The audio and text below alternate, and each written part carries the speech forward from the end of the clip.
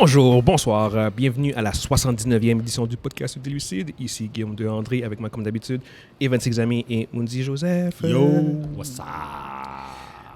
Bonjour à tous, j'espère que ça va bien les gars. Oui. On a une édition chargée avec des sujets chargés. Je pense qu'on va avoir des bonnes conversations ce soir. C'est ça qu'il faut. Chargé en émotions. Yes. Fait que j'espère que vous êtes en forme. J'espère que tout le monde qui nous écoute a passé une bonne semaine. J'espère que tout le monde va bien, tout le monde est en santé.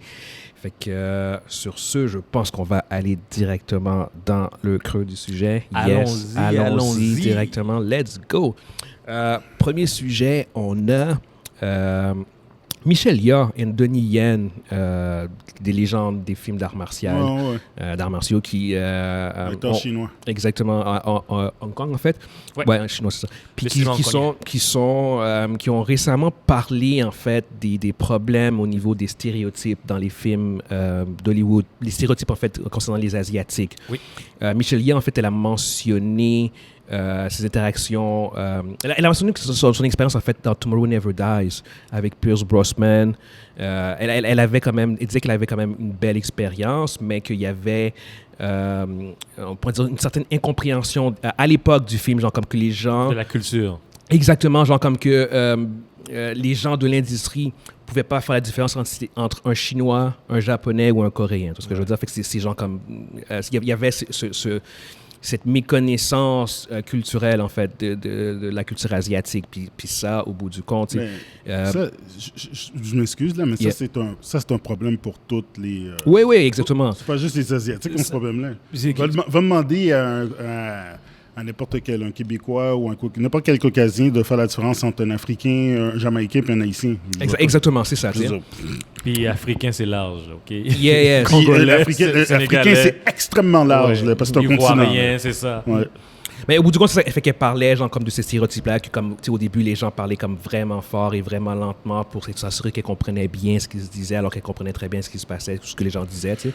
Puis elle a mentionné comme récemment que en fait pour son film Everything Everywhere All at Once, qui est nominé aux Oscars, puis qui a été tourné genre comme toi jusqu'à tout récemment, genre elle mentionnait, puis ça c'est un petit détail que même moi j'ai pas vraiment comme triggered par rapport à ça, mais elle mentionnait genre comme que initialement son personnage s'appelait Michel Wang. Yang, c'est exactement ça. Yang, exactement. Michel Wang, sorry guys. Michel Wang, puis en fait, au bout du compte, l'idée c'était que c'était un nom tellement stéréotypé, genre comme pourquoi est-ce que quand tu prends un personnage chinois, il doit toujours s'appeler Wang ou Shang. Puis justement, Donnie Yen avait dans une autre entrevue lui aussi parlé, puis il avait fait écho au même genre de problème dans le sens que son personnage dans John Wick s'appelait Chang, puis il y avait des vêtements genre traditionnels asiatiques, puis faisait comme pourquoi est-ce qu'on reproduit encore ce visuel, genre comme de stéréotypes chinois. Quand vous pensez aux Chinois, est-ce que c'est toujours comme un nom de comme Chang, Wang, puis avec un certain type de vêtements. Puis là, on parle d'un film comme de John Wick qui est sorti aujourd'hui, qui sort cette année, genre comme dans quelques semaines. Denis, c'est qu'est-ce qui l'énervait aussi, c'est que tout le monde avait un style. Là. C'était stylé. Exact. Puis tout le monde sont comme fashion, sont comme stylés. Puis lui est comme off. Il était en toge asiatique. C'est ça juste par traditionnel, exactement. Puis c'est comme, non, ça ne fit pas dans votre univers. C'est comme, non, donnez-moi un autre nom beaucoup plus cool qui va fitter dans votre univers. Puis je vais adopter le vibe de l'univers. Genre, j'ai pas besoin. Cravate, là. Exactement, c'est ça. Alors que là, maintenant, il s'appelle Kane. Tu vois ce que je veux dire? Puis je suis comme, c'est cool. Exactement. Il n'y a pas besoin de s'appeler Chang. Puis... mais même, c'est pas le genre de truc que même moi j'aurais remarqué non plus. Sur ce que je veux dire. Fait que c'est à quel point, genre, comme que je pense que c'est vraiment compliqué. Puis on n'a pas conscience de ce qui devient rapidement un stéréotype pour d'autres cultures, en fait, au bout du compte. Mais malheureusement, je vais commencer là. Ouais, vas-y. La télé, le cinéma, puis on peut aller dans le sens plus large, les médias, ils projettent une image de différentes communautés, cultures. Ouais. Et malheureusement, nous, on est filés par ça, puis on se fait influencer par ça. C'est comme tout jeune, on regardait des films asiatiques, des films de kung-fu, puis plus tard, les films américains qui empruntaient des trucs des anciens films de Kung Fu. Ils gardaient la même esthétique. La même esthétique. Ouais. Puis nous autres, indirectement, on a comme fait 1 + 1 fait 2. Si c'est ça, c'est asiatique. Puis asiatique, ça a toujours été chinois. Puis c'est tellement asiatique. L'Asie, c'est un continent. C'est un continent. C'est comme dire les Africains. C'est ça. On les a tous mis dans le même... Ah, c'est un Asiatique. C'est ça. Non, c'est quoi? Les Russes sont asiatiques, ça veut dire ça? Oui, parce qu'il y a des côtés asiatiques. Il y a des côtés asiatiques, oui, c'est vrai. C'est vrai. Les Indiens sont asiatiques. C'est ça, c'est comme... C'est ça. Moi, je pense que c'est malheureusement... C'est une partie de la responsabilité des médias, du cinéma, d'Hollywood, de casser ça. L'affaire, c'est que si tu remarques, c'est dans notre nature en tant qu'humain de généraliser. Oui. C'est plus facile de transmettre un message de cette manière-là. Surtout quand c'est inconnu. Quand on est dans notre propre culture, dans notre propre pays, dans notre propre affaire, c'est correct. C'est là qu'il y a des nuances. Là, on peut nuancer. Ouais. Mais quand c'est étranger, les Asiatiques, les Africains, les Européens. Les Européens, OK, tu parles de quoi exactement, là? Ouais. Tu parles des Écossais ou bien des Français? C'est tout le temps comme ça. Puis c'est dans notre nature, puis ça, c'est pour tous les sujets. Par exemple, tu as de quoi de négatif ou positif à dire? Toutes les femmes, c'est des ci. Toutes les gars, c'est des ça. Ou bien, toutes les trans, c'est des ci. Toutes les hétéros, c'est ça. Mais les cis-males, c'est ça. On met tout... Dans notre façon de parler, dans notre façon de communiquer, c'est comme on généralise. Oui. Puis on met tout dans le même panier. Puis je pense c'est un comportement qui est humain. Oui, c'est un comportement humain. Et puis, il faut comprendre quelque chose, c'est que les gens, dans le show business américain, dans le show business d'Hollywood, c'est pas leur culture. C'est pas quelque chose qu'ils sont... Ils sont pas les... Oui, il y a des... Par exemple... Oui, ils ont par exemple des Chinois américains qui sont là ou bien des Japonais américains. Un peu comme n'importe quelle nation qui sont... Dans l'industrie, très peu. Surtout à l'époque, en fait. Non, mais ce que je veux dire, c'est que... Oui, même si pour aller prendre un dictionnaire ou bien aller checker, aller sur YouTube ou bien, je sais pas moi, Google, puis, OK, c'est quoi les noms des noms chinois? On va prendre quelque chose d'original. Ils vont pas se casser la tête. Non, ils vont écrire une histoire, ils vont dire, OK, mon personnage... Si un chinois, il va s'appeler Yang, il va s'appeler Cheng. Mon personnage, il vient d'Hong Kong. S'il est japonais, il va s'appeler Tanaka. Il va s'appeler Jim Yang. Ouais. Puis si je suis japonais, il va s'appeler Tanaka. Rappelez-vous, dans les années 90, toutes les personnages principaux, là, les hommes, c'était tous des John. John. Lee. C'est comme, c'était des... les Américains, tous les personnages t'appelaient John, c'est vrai. John McClane, John Matrix, John Rambo. Les trois gros noms des action guys, c'est tous des John. Tous des John. John McClane, John Rambo, puis John Matrix. Arrête-les. Non, c'est ça, en effet. Ça fait juste, je pense, highlighter le travail qui reste encore à faire. Je veux dire, dans le sens que, honnêtement, je pense que même pas que nous trois qui avons conscience des stéréotypes et des préjugés qu'ils peuvent avoir, surtout au niveau des Noirs, on le voit très bien. Mais nous autres, on est comme exposés aux préjugés qui touchent la communauté noire en général. Mais malheureusement, on peut tomber aussi. On va pas voir. On va pas le voir exactement tout de suite. Non, on va pas le voir pour les autres. Non, c'est ça. Autant pour les femmes, parce qu'on est des hommes, que pour les Asiatiques ou les gens qui viennent du Middle East. Mm-hmm. Donc, s'il y a des stéréotypes qui touchent ces communautés-là, même si on est exposé à des stéréotypes qui touchent les Noirs, on peut être aveugle pour tu parles des films de Kung Fu qu'on aime, qu'on a grandi, surtout vous deux. Genre, moi, c'est peut-être un peu moins mon truc, genre, mais je sais que vous êtes des amateurs de films de Kung Fu. Puis je suis sûr qu'aujourd'hui, genre, ça passe pas. Là, c'est genre comme, c'est tellement ridicule. J'imagine, ce serait vraiment mon interprétation que probablement qu'il y a du monde qui ferait genre comme je comprends ce que tu veux dire, mais à l'époque, c'était littéralement le cinéma hongkonien. Ça venait vraiment de Chine. Là. Mais aujourd'hui, leur cinéma a évolué. C'est plus ça qu'on voit. Mais on peut dire aussi la même chose pour le blaxploitation.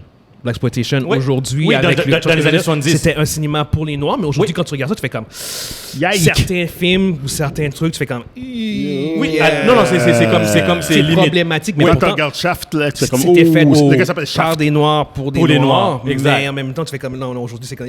Ça passerait pas. J'imagine que les films de Kung Fu ont Même peut-être... chose. Probablement que comme des Asiatiques, des Chinois, Hongkongais, probablement qu'ils regarderaient ça puis feraient comme...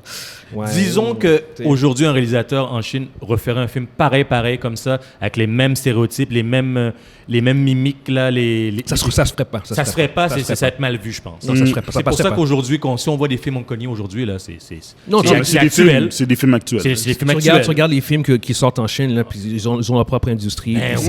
C'est actuel. Là. C'est ça l'affaire, c'est comme vous dites, c'est actuel. C'est comme, puis ça, je pense que c'est surtout les... Puis moi, c'est comme par exemple l'industrie des films coréens. J'adore les films coréens. Je veux dire, ils ont une façon de raconter leur histoire. Il y a toujours comme un message, regarde, Squid Game. Ils sont vraiment bons. C'est vraiment pas... Puis leur film est complètement différent d'un film chinois. C'est ça. Complètement. Parce que c'est une culture. Puis un film japonais... Quand tu regardes le film japonais, je trouve que c'est eux autres qui ressemblent le plus aux Américains.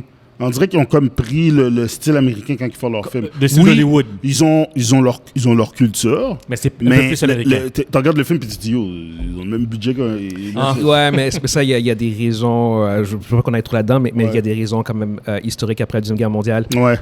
Les États-Unis, le Japon est devenu une colonie, en fait, des États-Unis. Il y avait l'armée américaine, puis en fait... Ils n'avaient plus d'armée pendant non, c'est exactement. C'était l'armée américaine qui était au Japon. Oui. Et en fait, ce qui s'est passé aussi, c'est qu'il y a eu un déluge de produits américains qui ont commencé à flotter le Japon. Ouais. Puis leur cinéma à eux, les premières années, comme les 10-15 premières années sous la domination américaine, leur cinéma à eux, il y avait un code de film. Il y avait de la censure. Mm-hmm. Il y avait un type de film qu'ils ne pouvaient pas faire. Si le film était un tantinet trop patriotique, comme nationaliste, ça passait. Il était censuré. Exactement, c'est ça. Fait que je dirais qu'il y a quand même eu une influence. L'influence américaine que tu parles est date. Je veux dire, j'avais vu un film, je ne me rappelle plus c'est quoi le titre. Puis c'était dans les début 2000. Mon fils. Puis c'est un film d'action, mais j'étais japonais. Je pense que c'est un film d'arts martiaux, justement. Oui. C'est un film d'action. Un peu comme... Un film américain, genre. Un film d'action, un peu comme Mission Impossible. OK. Puis là, je regarde le film, puis en passant, le film n'était pas bon, là, parce que j'étais comme, mais c'est copie carbone de Mission Impossible 2, là. Oui. Même les mêmes scènes de cascade avec la moto, j'ai fait, c'est quoi? J'ai fait, oh! J'ai dit, wow, c'est quoi ça, man? Puis la qualité du film, la musique, j'ai dit, mais il n'y a rien de japonais là-dedans, là. Ouais. J'étais vraiment comme, wow, OK. Ça semblait être américain. Non, mais mais le Japon, c'est surtout différencié avec leur animé puis leur manga. Ouais, leur manga, par exemple, ça, c'est une autre affaire. Ça n'a rien à voir. C'est un de leurs plus gros producteurs. Puis les Américains, c'est les gens qui copient sur eux, là. Ouais, c'est ça. Ils essayent, mais ça marche, c'est ça. Ça ne marche pas du tout.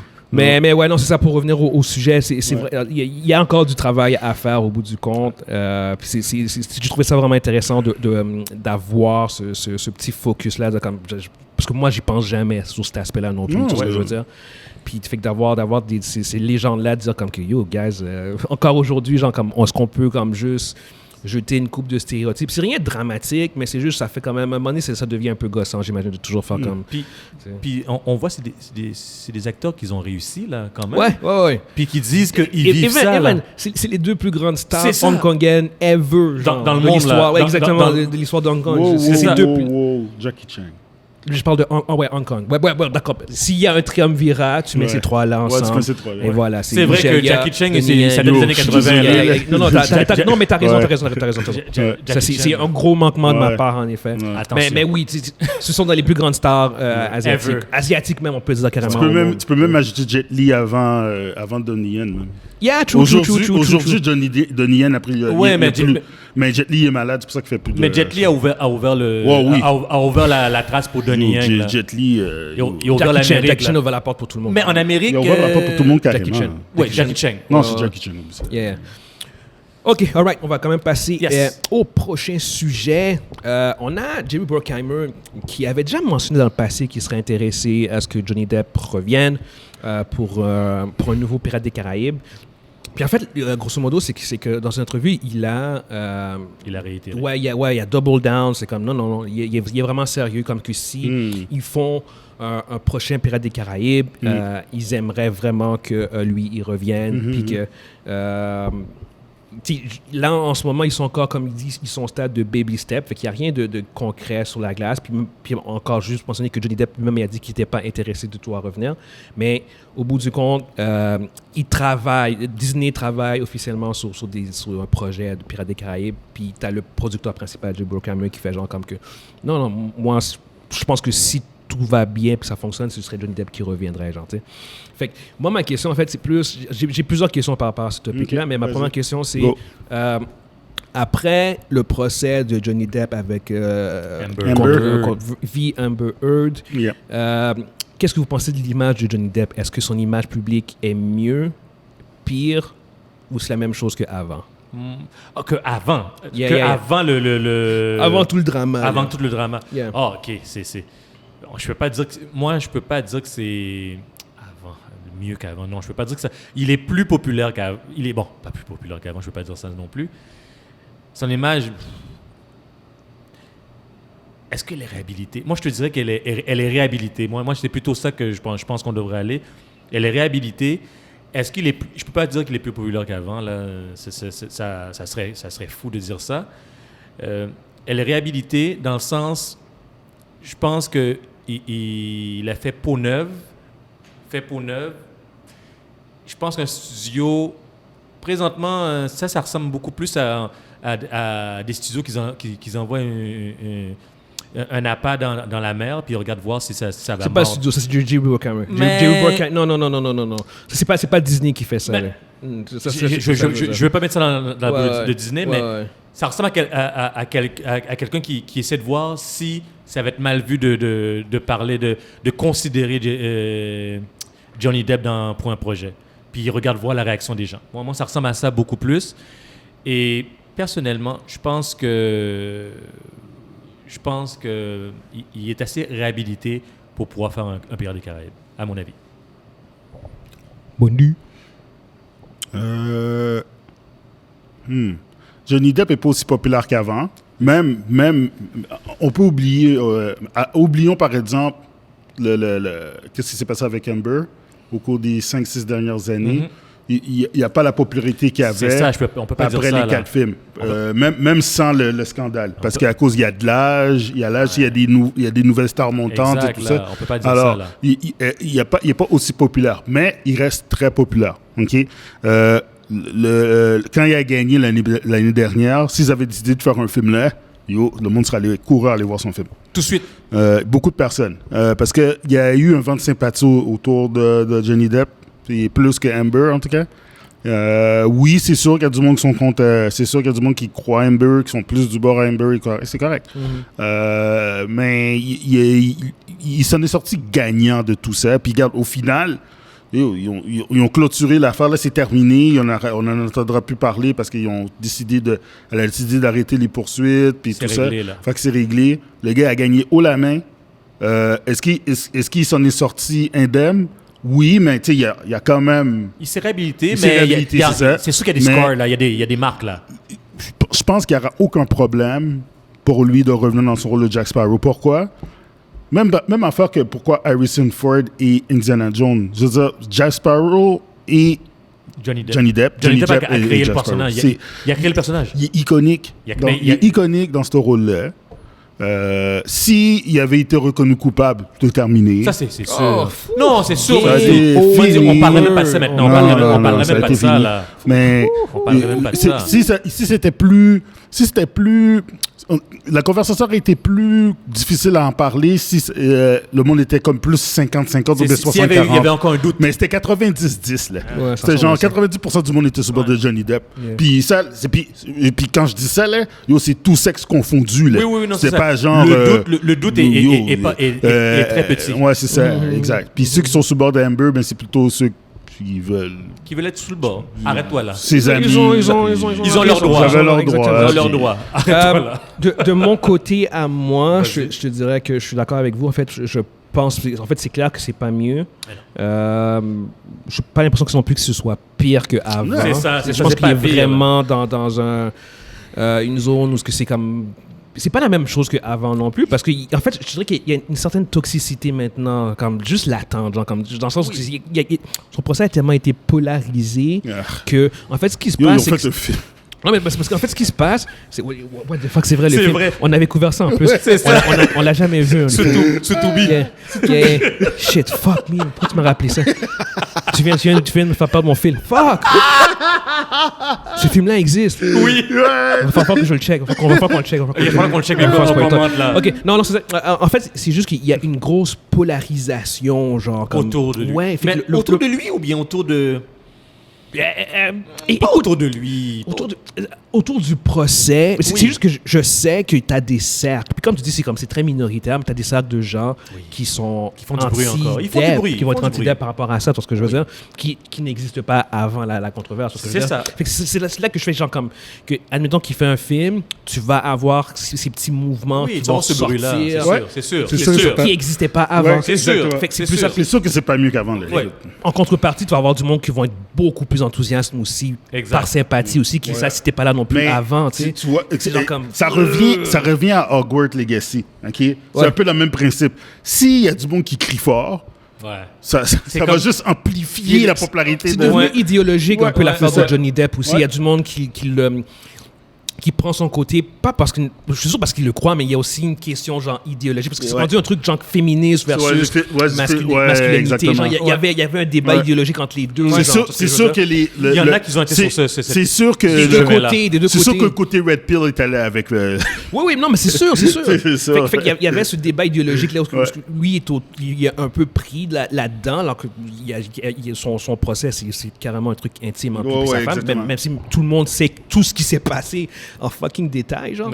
Mais ouais, non, de mon côté, je suis du même avis que c'est similaire, ben comme pas vraiment c'est la pas même totalement. Chose. Comme je disais, c'est pas totalement. Il y a une petite touche de toxicité. Il y a quand même quelque chose. Une petite saveur, genre un peu un arrière-goût là. C'est comme il y a un arrière-goût qui n'était pas là avant. Quand tu dis Johnny Depp, c'est comme ah oui, c'est vrai, il y a toute eu l'affaire de Amber Heard, là il y a comme tout ce background. Tu vois Johnny Depp, tu dis yes, Johnny Depp, mais t'as un arrière-goût, tu penses plus Pirates des Caraïbes. Non, c'est ça. Il y a un arrière-goût là. Ah oui, non, il y a autre chose. Il y a autre chose. Il y a cette affaire là. Mais moi je pense qu'il s'est assez réhabilité en gagnant. La réhabilitation a été suffisante pour être en mesure de faire des projets. Puis même moi, je me rappelle qu'au début, initialement, j'étais très sceptique de son côté parce qu'il avait perdu son procès à Londres. Oui. Puis là, je faisais comme... contre les journaux, là. Oui, exactement. Je faisais comme, yo, dude, man, si tu perds contre eux autres, là, t'es dans le caca. Mais au bout du compte, le dernier procès m'a vraiment aussi plus mais il était plus gros, en plus. Oui, exactement. Donc, mon autre question, en fait, c'est, admettons que Johnny Depp soit d'accord de revenir, Jay Bruckheimer, il y a un projet. Est-ce que vous pensez que Disney accepterait de faire affaire avec lui? Ça c'est la grande question. C'est pour ça que j'ai parlé de ça, là, sans dire parce qu'il a été réhabilité. Sans dire que c'est pas Disney, est-ce que là. Disney serait prêt à faire... Est-ce qu'il a été assez réhabilité au point que Disney... Avec Bob Iger à la tête? Ouais, il va revenir. Si Bob Iger a repris James Gunn, il va reprendre Johnny Depp.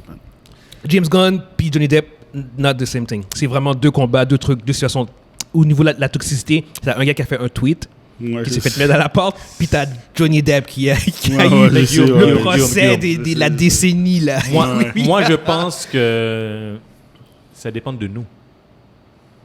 Yo, money, man. Ça va dépendre de nous, dans le sens, si ceux qui sont contre lui ou contre le fait de le revoir dans Pirates des Caraïbes font assez de bruit, Disney vont dire « Ah, il y a trop de bruit, non, on veut pas s'embarquer. » Mais si, après avoir commencer à teaser, puis qu'ils voient que ça fait pas trop de bruit, que c'est pas si pire, ils vont laisser ça. Tu penses sérieusement que Disney, ils se colissent pas du bruit, toi? Moi, je te dis, ils s'en colissent. C'est faux, c'est faux. Non. Je vais donner mon point. Parce que s'ils étaient cartes de tout le bruit du noise, là, ils n'auraient pas fait la petite sirène en black. Non, mais attention, c'est ça l'affaire, c'est ça. Vas-y. C'est que, faut qu'on, à mon avis, parce que ça, c'est ce truc-là, ça fait partie du brand de Disney. Disney a un brand qui est woke. Exactement. Je veux dire progressiste. Ouais, c'est bon. Ben, ils appellent ça dans progressif, c'est woke. Exactement. Disney a un brand qui est extrêmement progressiste. Leur image, en ce moment, ils ont une image qui est comme clean, genre ils veulent avancer. Ils veulent être les premiers. Diversité. Les gens qui chialent contre la petite sirène, de règle générale, c'est pas les plus gros consommateurs de Disney. Facts. Je veux dire, c'est comme quand tu vois les vidéos de gens qui chialent sur la petite sirène, c'est comme tu sais qu'ils n'écoutaient pas ça. Ils n'allaient jamais l'écouter. Non, ils n'allaient pas jamais l'écouter. Fait au bout du compte...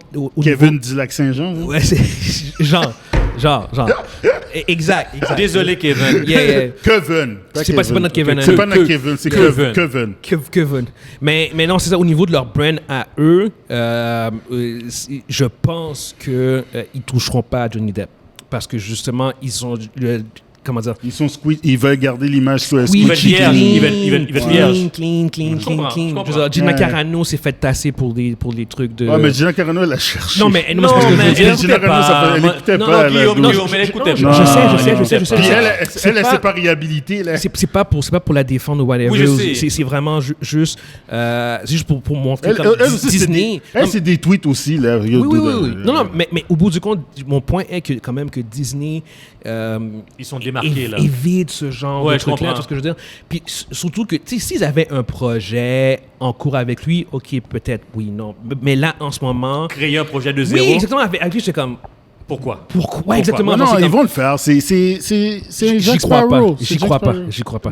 Mais Guillaume... J'y crois pas. Moi, je suis comme... Money talk. Moi, je suis comme Monzi. Ouais, mais ils ont leur brand aussi. Ils ont leur brand mais encore une fois, tu regardes, tu pèses l'argent.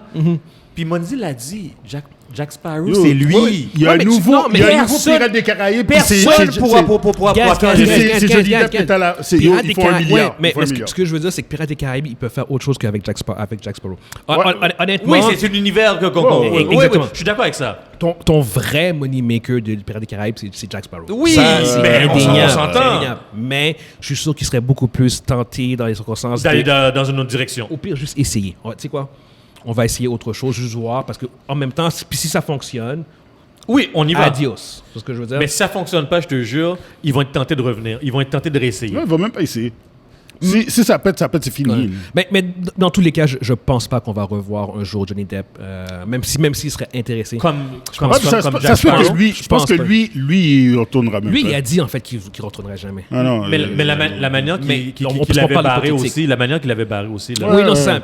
On parle purement hypothétique, genre. Lui, par principe, il avait dit non, je retournerai plus. Mais en termes d'idéologie, comment Disney est seté, ils font pas ce genre de film-là. Ils vont pas mettre genre 150 millions, 200 millions dans un film avec quelqu'un qui a ce petit... Il y a un aura. Ouais, c'est petite aura. Il y a un aura. L'aura est pas totalement noire, là, mais tu vois, il est pas blanc. Il y a comme Comme tu dis, ils sont woke, fait que c'est ça l'affaire. Fait qu'ils vont pas toucher à ça. Fait que c'est un peu, ce que je pense qui est un peu problématique par rapport à ça. Woke cinéma. Yes. En fait, pour ceux qui nous écoutent sur YouTube, dites-nous ce que vous pensez par rapport à cette situation avec Jerry Bruckheimer et Johnny Depp. Est-ce que c'est quelque chose est-ce que vous pensez que Disney, en fait, reprendrait Johnny Depp ou il passerait à autre chose? Ça, c'est la grande question. La grande question. Avant de continuer, on tient à remercier nos sponsors, dont l'Abyss, situé au 4490 Jean Talon S. L'Abyss est en fait un resto-pub ludique qui est aussi en fait un des plus grands magasins de jeux de table au Québec. Ensuite, on tient aussi à remercier la compagnie ajocab.com, un site web spécialisé dans la conception de t-shirts, dont plusieurs t-shirts sont à notre effigie. N'hésitez pas à visiter les sites web, n'hésitez pas à rendre visite à l'Abyss et merci beaucoup à nos sponsors. Prochain sujet, comme je dis, c'est vraiment chargé notre affaire. Ben Stiller, c'est très Ouais. C'est Ben Stiller qui a fait le film Tropic Thunder. Yes. Puis dans le film Tropic Thunder, pour ceux qui l'ont pas vu, tu as Robert Downey Jr. qui joue un noir. Il joue un noir. Mais il joue pas un noir, c'est ça l'affaire. En fait, il joue un acteur blanc qui a une opération qui change de couleur de peau. C'est juste que Robert Downey Jr., pour le rôle, il a fait un blackface. Oui. Il s'est comme maquillé en noir pour le film en tant que tel, c'est ce que je veux dire. Il a mis des faux cheveux et tout ça. Exactement. Puis il a pris le maniérisme, le langage d'un homme noir. Puis, attends, laisse-moi finir. Fait que Ben Stiller, puis c'est un film qui est sorti il y a comme 15 ans de ça, 10 ans de ça. En 2007, genre. Fait qu'il y a 15 ans de ça. Il y a 15 ans de ça. Exactement. Puis, anyway, Ben Stiller qui, dans un tweet, genre, comme quelqu'un lui avait dit, genre, comme, pourquoi est-ce que tu t'excuses pour Tropic Thunder? Puis tu t'excuses pas? Non. Pourquoi tu t'excuses? Parce que cette personne-là pensait que Ben Stiller s'était excusé dans le passé. Puis Ben Stiller a fait comme, non, je me suis jamais excusé pour Tropic Thunder. Je sais que ça a toujours été un film controversé depuis le jour qu'on l'a sorti. Puis blablabla, mais au bout du compte, c'est comme il faisait juste comme réaffirmer, genre comme que non, il est à 100% fier de son film. Et Robert Downey Jr. qui avait aussi parlé du fait que lui aussi, il comprenait pourquoi il l'avait fait. Puis c'est comme qu'en règle générale, ça avait été bien reçu. Yeah. C'est juste qu'aujourd'hui, il y a comme un certain... Début de pushback par rapport à ça. Aujourd'hui, par rapport le monde sont mous. C'est parce qu'aujourd'hui, je vais te dire, aujourd'hui, les gens retournent en arrière, puis ils font un tri, ils vont chercher un paquet d'affaires dans le passé. Attends, ok, d'accord. On va rester quand même focus juste sur Vas-y. Tropic Thunder, le blackface de Robert Downey Jr. Est-ce que c'était wrong? Est-ce que c'était mal de faire ça? Est-ce que c'était raciste? Et est-ce que Ben Stiller devrait s'excuser? Non. Moi, non. Tu veux y aller? Non à toutes. Moi, je suis la même chose, c'est non. Non. Parce que, vous me connaissez, je suis un des gars qui est qui a le premier à le point de quoi qui est raciste. OK? Puis ça, je suis désolé, c'est un acteur blanc qui a fait une chirurgie pigmentaire puis qui voulait devenir noir. Il n'a pas fait de chirurgie dans le film. Mais non. Mais c'est une opération qu'il fait. Non, mais c'est un blanc qui fait. Non, mais c'est pas. C'est comme. Oui, c'est une opération. Il prend des. Il se fait mettre la mélamine. Mais il enlève le blackness à la fin. Oui, à la fin. Oui. Mais non. Il faut. Parce qu'il joue pas un noir. Non. L'affaire, c'est que. Qu'est-ce que le monde n'a pas compris? En tout cas, faut avoir. Pourquoi je dis non à tout ça? C'est qu'il faut comprendre, il faut prendre le film dans le contexte qu'il était à l'époque. Vas-y. Okay? Premièrement, Robert Downey Jr., dans ce film-là, joue un acteur australien blanc aux yeux bleus. Puis lui, il n'a pas les yeux bleus. Là. Un acteur blanc aux yeux bleus. OK? C'est vrai. Okay? Puis il est blond. Okay? Ouais. Il joue le rôle d'un acteur aux yeux blonds, avec les yeux bleus, avec les cheveux blonds. Il n'y a rien, même. Qui joue dans un film, puis dans ce film-là, il joue un black. Un black. Puis à la fin, tu sais, il enlève tout, là, puis tout ça, puis tu le vois, il enlève le... Puis dans ce film-là, il y a un autre black en plus dans ce film-là. Oui. Puis les gars s'ostinent dans le film. C'est une comédie. Non, parce que c'est dans le film. C'est une satire. C'est un genre de satire. Je vais faire du pushback dans le sens qu'il y avait des comédies à l'époque aussi, les années 30-40, où il y avait du blackface aussi. Ouais, mais non, là, c'est vraiment juste pour faire du pushback pour la conversation. Non, mais c'est parce que je dis wow parce qu'on parle de autre chose. Pourquoi c'est une comédie où il y a du blackface? Je comprends. À l'époque, non, c'était pour nous faire mal. Puis je ne vais pas commencer à rentrer dans...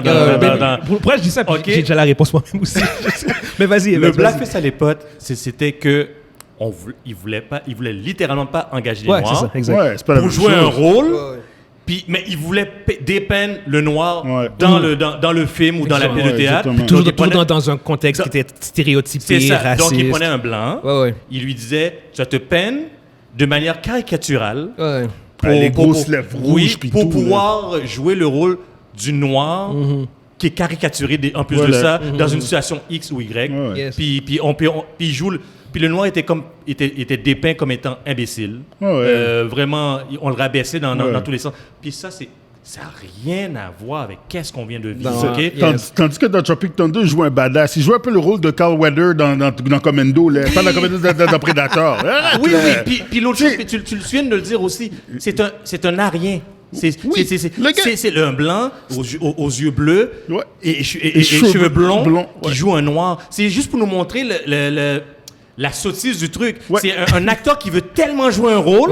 Il veut tellement jouer un rôle. C'est un méthode acteur. En fait, c'était ça, Evans, la critique. C'est comme à quel point c'est rendu ridicule le méthode acting. Les acteurs qui prennent genre 100 livres pour un rôle, qui perdent 100 livres pour un rôle, qui restent dans le personnage, genre c'est comme j'ai passé 3 mois, 6 mois dans mon personnage. C'est ça, lui, il voulait vivre dans une chambre d'hôtel, je parle à personne. Lui, il voulait devenir un noir pour pouvoir jouer le rôle. Il avait mis des pigmentaires. C'est ça, exactement, parce que Kirk Lazarus, c'est ça. C'est un méthode acteur, genre comme que tu vois que comme tous les rôles qu'il fait, il se donne à 100%. Tu vois qu'il est devenu un homme noir, en fait. C'était un homme noir dans le film, c'est ce que je veux dire. C'est ça l'idée. Mais la critique, c'était en fait par rapport aux méthodes acting, à quel point ils l'ont poussé à l'extrême, genre comme il a changé de peau, genre, c'est ce que je veux dire. C'est pour ça que je vais continuer parce que là, je suis pompé un peu. C'est parce que il y a des gens qui comprennent pas quelque chose.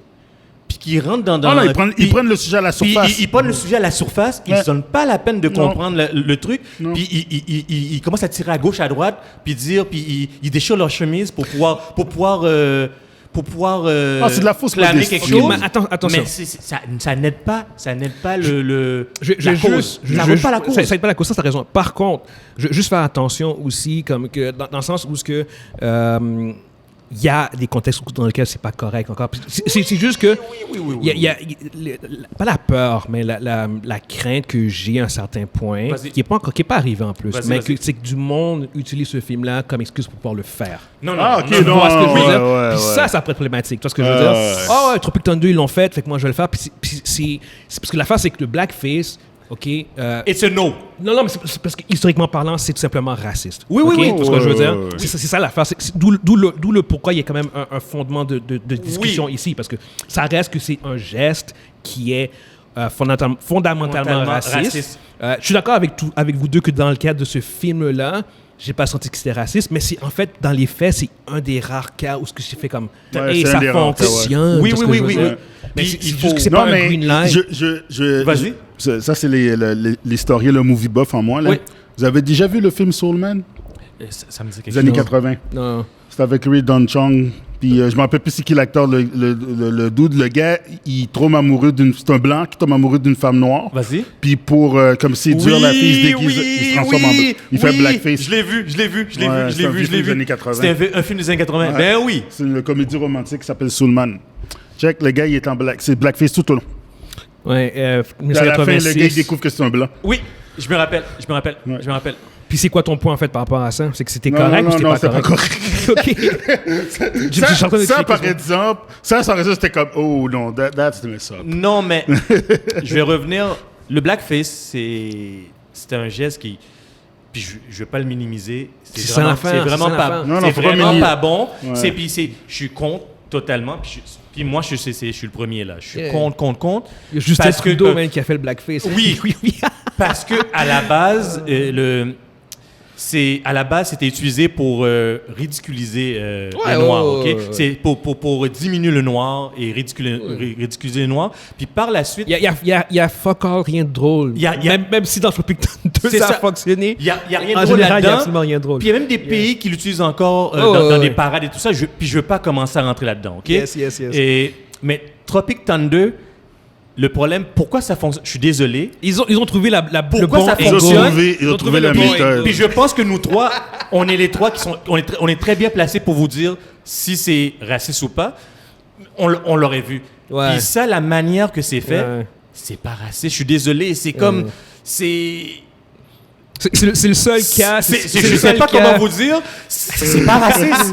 La manière qu'il le montre, la manière que c'est joué, la manière que c'est introduit dans le film, c'est pas raciste. Je suis désolé. Je suis obligé de dire que c'est crafty. Il faut voir le contexte aussi. Au moins, je suis content qu'on est sincère. C'est pas idéologique notre. Non, parce qu'on aurait pu dire bêtement, c'est raciste. Non, c'est ça exactement. Mais honnêtement, quand on regarde le film, c'est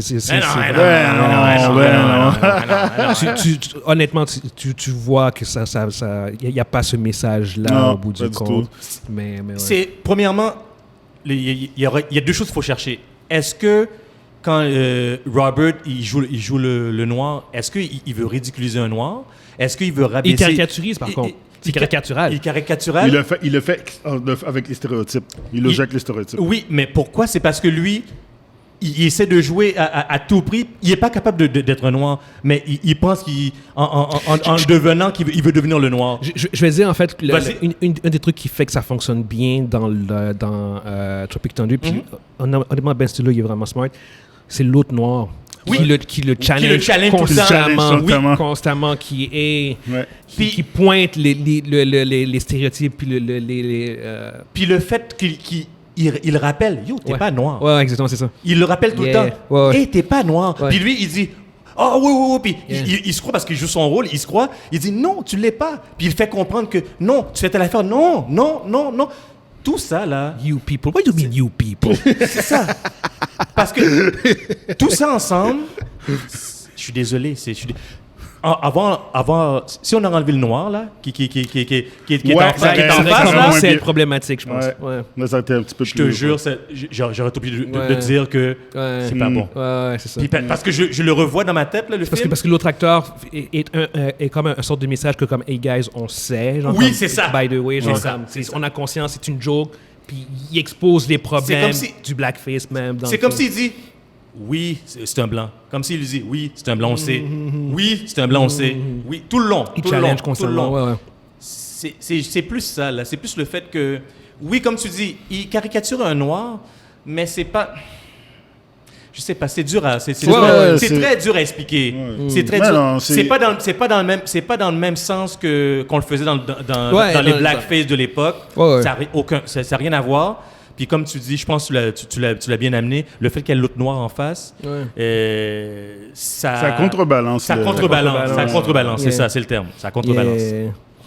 Good. Yeah. Fait que pour ceux qui nous écoutent sur YouTube, dites-nous en fait ce que vous pensez par rapport à ça. Est-ce que vous avez... essayé de mettre la poudre sur le feu, toi, là. Non. Est-ce que vous considérez que c'était quelque chose qui était raciste ou pas? Si vous embarquez sur YouTube, faites-le de manière polie, guys. Oui, soyons civilisés quand on commence. Soyons lucides. Prochain sujet, on reste encore sur le truc racial. Fait que, on vous avait prévenu dès le début que c'était une édition chargée. Oui, en émotion. Exactement. On a... pour ceux qui savent, la série de Last of Us, qui joue en ce moment, qui est rendue au dernier épisode, masterpiece à mon avis, en fait on a appris que Mahershala Ali était en fait un des frontrunners pour jouer le rôle de Joel. Puis Joel en fait c'est le personnage principal, le co-protagoniste en fait de Last of Us. Puis en fait c'est un homme blanc dans le jeu, puis dans la série aussi c'est Pedro Pascal, mais latino exactement. Ouais. Mais là, dans le cas de Mahershala Ali, on aurait eu, en fait, un homme noir.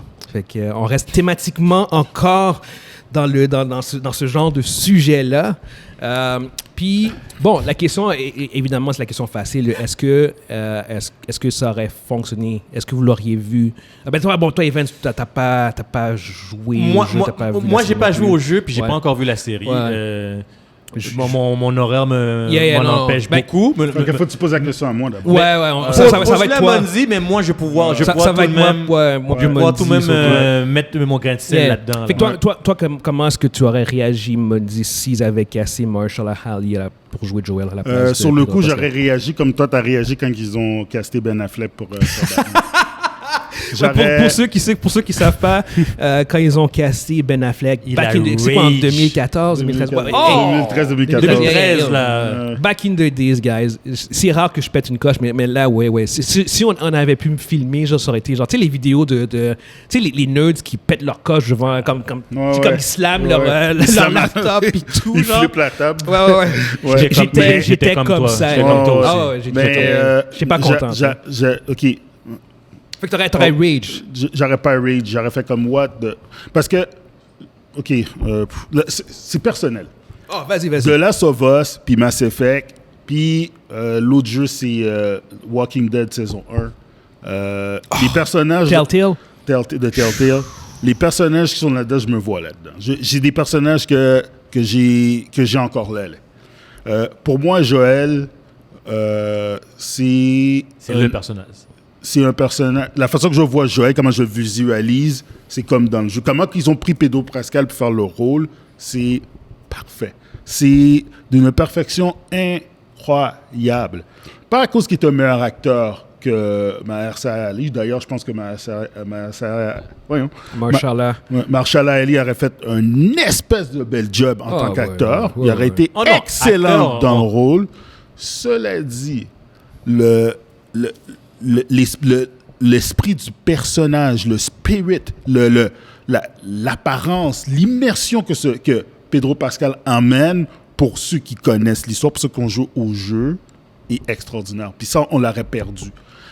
Pour quelqu'un comme, par exemple, Evans, ça aurait changé fuck all. T'aurais pu mettre n'importe quel acteur là. Parce que j'ai pas joué au jeu. T'aurais pu mettre n'importe quel bon acteur dans ce rôle-là pour quelqu'un qui n'a pas vu, qui n'a pas joué au jeu. Il aurait fait OK, c'est cool. Ken Reeves, Ben Affleck. Non, je parle de bon acteur. C'est vraiment con. Je savais que t'allais dire ça. Ça, c'est Guillaume. Je savais que t'allais dire ça. Ça, c'est Guillaume. Mais j'ai dit bon acteur. Ça, c'est Guillaume. Bon acteur. T'aurais pu mettre Kevin Spacey aussi. Kevin Spacey. Dans The Last of Us. Il aurait agressé les infected. Anyway, pour en revenir à ce que je dis, c'est que pour garder l'illusion de... Pas l'illusion, mais pour garder l'aspect authentique du personnage de Joël, t'avais besoin d'un gars comme... T'avais besoin d'un personnage qui ressemble à Joël. Non, pas d'accord. Non, je parle... Vas-y, Philippe, pas d'accord. Non, ça, je m'en calisse. Pas d'accord. Je m'en calisse que t'es pas d'accord. Pas d'accord. Mais pour garder l'authenticité de ce personnage-là, il fallait prendre quelqu'un qui ressemble à Joël et qui peut le hack. Non. Au moins, on se calme. C'est moi qui contrôle. J'ai bien dit pour moi. Ouais, je sais. Monzi, c'est le tour à Guillaume. C'est moi qui prends le contrôle là maintenant. Si tu parles d'authenticité, ça par contre, je suis pas d'accord. Je pense que au contraire, c'est pas lié à sa couleur de peau. C'est ce que je veux dire. Je pense que Mahershala Ali aurait pu faire quelque chose qui serait tout autant authentique. C'est juste que visuellement parlant, il y aurait eu en effet un clash. Il y aurait un clash. Du compte. Mais la réalité est que, en fait, déjà de facto, honnêtement, je préfère qu'ils aient pris Pedro Pascal que Mahershala Ali parce qu'en effet, c'est juste que j'aurais été épuiser la controverse. Ça, c'est une controverse inutile. Ça me tente. Mais même si fondamentalement... Ça aurait shadow la série. Moi, mon point de vue, à moi, sur ce genre de choses-là, c'est vraiment simple. Si ça ne change pas l'essence du personnage, je m'en calisse. C'est ce que je veux dire.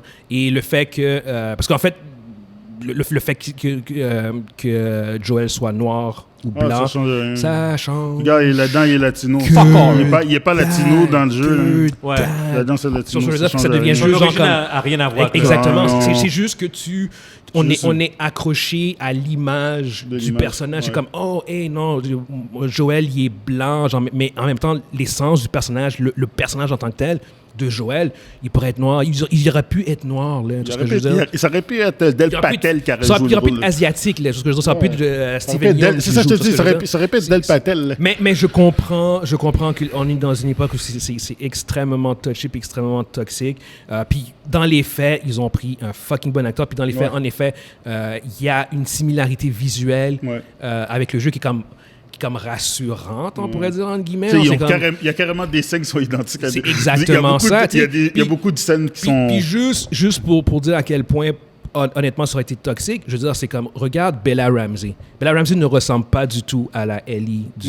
physiquement, non. Au début... facial, non. Exactement, mais au début, quand elle avait été cassée, les gens faisaient... Il y a eu un pushback sur elle. Ça j'ai pas compris. C'est exactement ça. Il y a eu un pushback parce qu'elle ressemblait pas au personnage de Ellie. Ben oui, fait imagine si ça avait été Mahershala Ali. Le pushback aurait été... Ah non, yo. Atmosphérique, là. Ça aurait été genre comme stellaire, là. Ça aurait été... On aurait... Ouais, ça aurait été dégueulasse. Même si, fondamentalement, au bout du compte, ça change que dalle au personnage.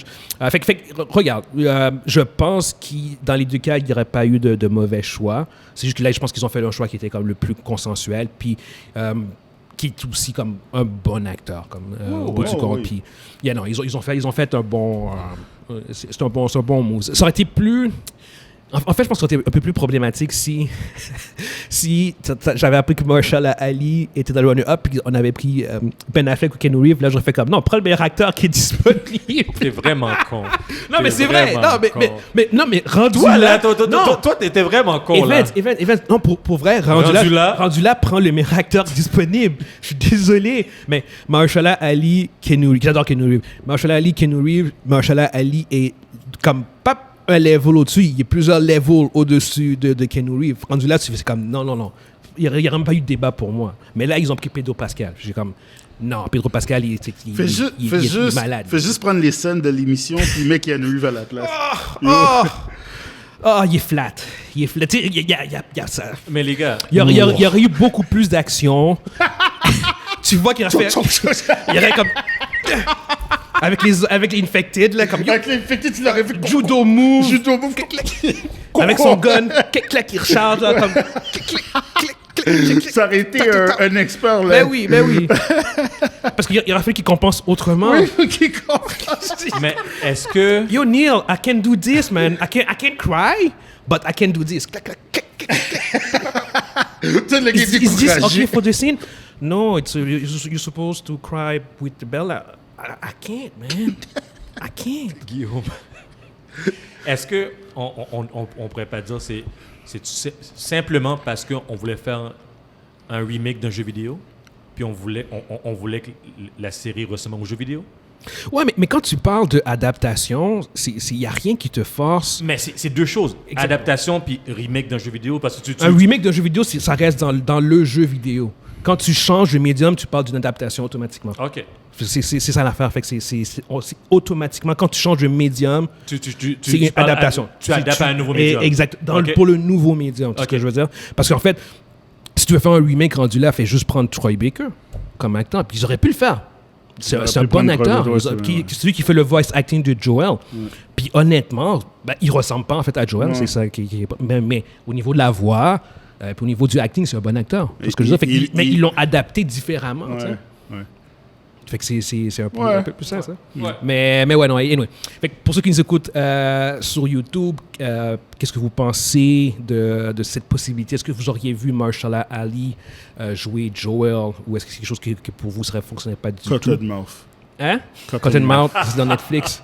Fait que, prochain sujet, on a Creed 3 qui a eu un box-office record, en fait. Ils ont fait 100 millions premier week-end. Puis ça, en fait, c'est le plus gros premier week-end ever pour un film de sport. Genre, ça bat tous les autres Rocky, là. Tous les autres Rocky. Puis, en fait, moi, de ce que je lis, c'est qu'en fait, tous les films de sport. En général. Ouais. Tout simplement. Genre, c'est vraiment simple de même. C'est comme, non, tous les films qui ont une thématique de sport, c'est le plus gros... le plus gros week-end ever. Puis aux États-Unis, les films de sport comme le baseball, là, quand... c'est des films qui font bien. C'est des films qui font bien, là. Ça veut dire que ça a battu ça, là. Ouais, c'est ça. C'est un départ canon pour ce film-là, qui est le premier, en fait, qui fait le premier officiellement sans Rocky, pour la première fois sans Sylvester Stallone. Qui est réalisé par Michael B. Jordan, exactement. Là, tous les trois, on n'a pas vu le film. Mais en fait, moi, ma question, c'est plus de savoir, considérant que le film, il est bien coté, mais c'est pas non plus genre comme... Il est pas non plus surcoté contrairement aux autres. Genre, les Creed 1 et 2 ont tout été bien reçus. Le 1 surtout. Exactement. Le 2 moins, mais le 1... exactement. Mais il était pas loin. Il était pas comme... Le 1 était là, puis le 2 était au sol. Là. Ouais. Le 2, il est dans les 9 films, le 2, il est quand même assez bas. Non, le 2 est à 83%. Non, en termes de... sans Rotten Tomato, non. Oui, non, je parle de Rotten Tomato. Parce que je veux dire, comme l'agrégat de tous les critiques. Puis le 3, il est à comme 88, un truc de même. 87, c'est ce que je veux dire. Puis le 1 est à combien? Ouais, le 1 est un petit peu plus haut, je pense. Peut-être plus tard, je sais pas. Le 1 est à 95. Ouais, OK. C'est ce que je veux dire. Fait mais c'est juste savoir comme, OK, il est dans la catégorie de qualité de la franchise. Oui, il est dans la même qualité. Mais, OK, on n'a pas vu le film, comme je te dis, mais qu'est-ce qui justifie, qu'est-ce que vous pensez qui a provoqué cet intérêt-là? J'ai une petite Parce que idée. les gens sont allés au premier week-end. Je veux dire, c'est pas comme si ça s'est créé. C'est pas un 100 millions qui s'est créé sur le bouche à bouche, le bouche à oreille, le bouche à bouche, le bouche à oreille. Il y a eu un intérêt dès le départ. Fait que c'est comme ça sort d'où cet intérêt-là. Moi, j'ai 2 facteurs, je pense. Il y a probablement la franchise en tant que telle. Là, c'est leur 9e film. Même. C'est ça. La franchise, c'est une grosse franchise. C'est une franchise qui est solide. Après 9 encore, là. Ça, je pense que les gens aiment cette franchise-là. Donc, ils ont répondu. Mais l'autre chose, je pense, c'est le star power aussi.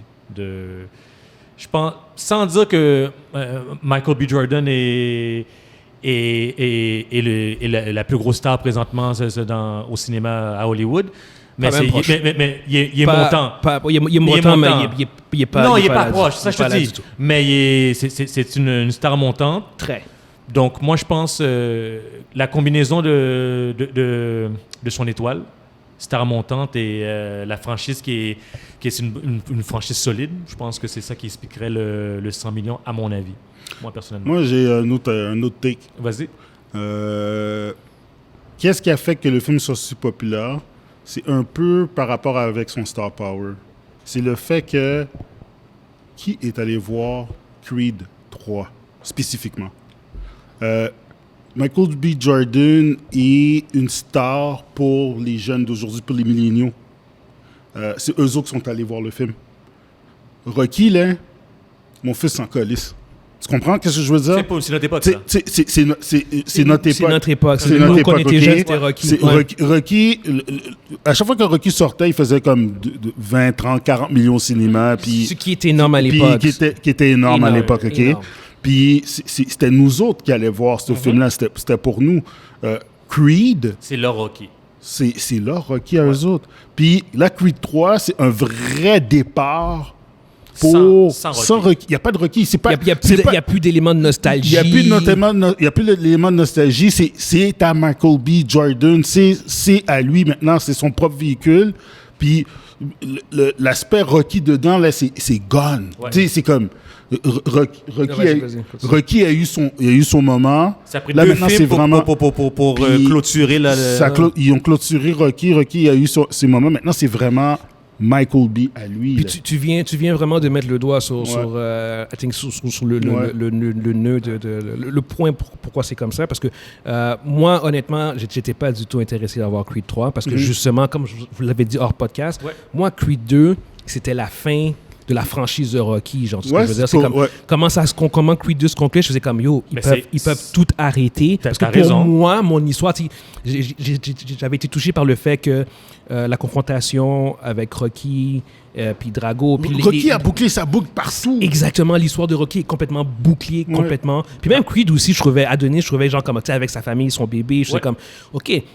Si tu me dis que Creed 2 c'est le dernier, je fais comme yo, that's it, genre comme tu sais, à travers, il a vengé la mort de son père à travers le fils de Drago, puis comme puis le fait que Drago lance la serviette, je sais comme c'est tellement symbolique, genre c'est comme ce que Rocky a pas fait, lui Drago, le fait exactement, je sais comme yo pour son fils. Exactement, je sais comme je trouvais que c'était tellement fort que je faisais comme yo, c'est pour moi c'était fini. Mais en même temps, c'est comme les éléments qui étaient finis, c'est surtout lié à Rocky, comme tu dis, parce que Rocky, c'est mon histoire, c'est ça que alors que Creed, c'est genre comme plus un surrogate, genre, ou tu sais, comme à travers... C'est spin-off. Oui, parce que ça m'intéressait. Tu sais, l'histoire de Creed m'intéressait, mais veut pas de voir Rocky était quand même... Ah, c'est fort. Exactement. C'est fort à travers, là. Mon point de vente principal du deuxième, c'est que, Dolph Lundgren revient. Dolph Lundgren revient. Drago, je fais comme Drago revient.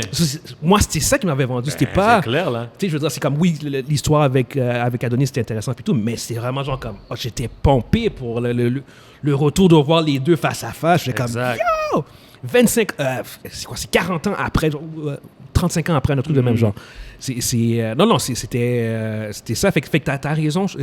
J'ai pas.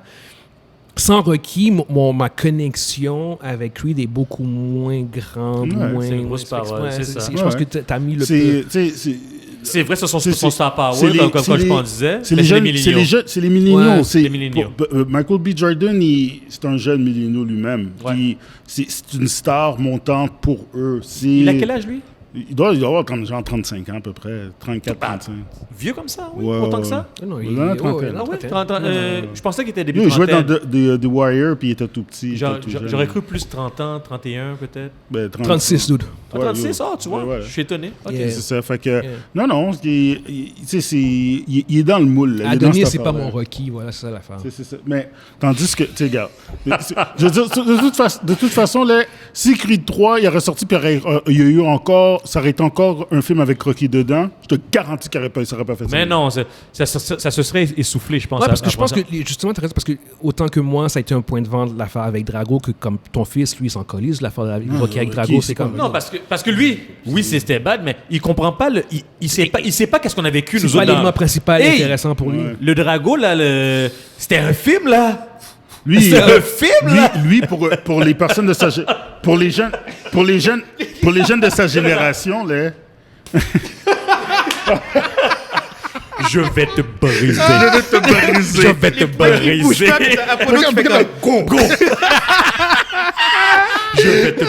Je vais te briser. Non, mais c'est ça. Mais pour nous, on a des liens, mais pour quelqu'un qui n'a pas vu Rocky 4, Creed 2, il n'y a pas...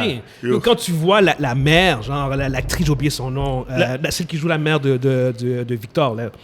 La femme de Drago qui l'a quitté. Comment elle s'appelle? Bridget Nielsen. Oui. Yo, moi, quand je la vois dans le film de Creed 2, j'ai fait comme oh shit! Elle a bien vieilli en plus. Elle a bien vieilli, là. Elle a bien vieilli. Yo, ça fait 30 ans, qu'est-ce qui s'est passé? Mais en même temps, si t'as pas vu Rocky 4, tu comprends pas cette scène-là.